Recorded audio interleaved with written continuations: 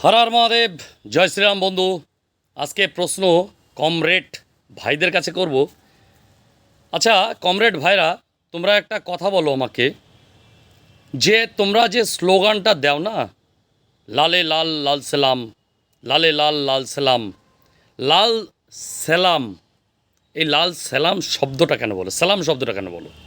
তুমি লাল প্রণাম বলতে পারতে, লাল নমস্কার, বা লাল জিন্দাবাদ, ঠিক আছে, ইনকলাব জিন্দাবাদ, লাল জিন্দাবাদ, এরকম বলতে পারতে।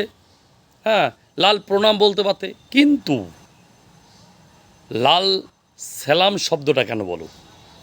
এটা আমার প্রশ্ন থাকলো, যে লাল সালাম বলে তোমরা কি খুশি করতে চাও?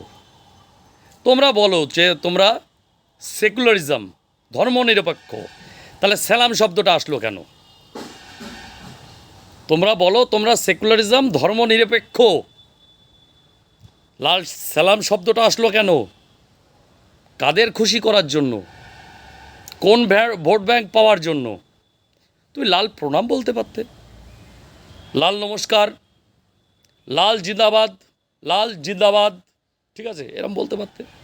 কিন্তু তা না বলে তোমরা লাল সালাম বললে। উত্তরটা দেবে, গালাগালি নয়। আর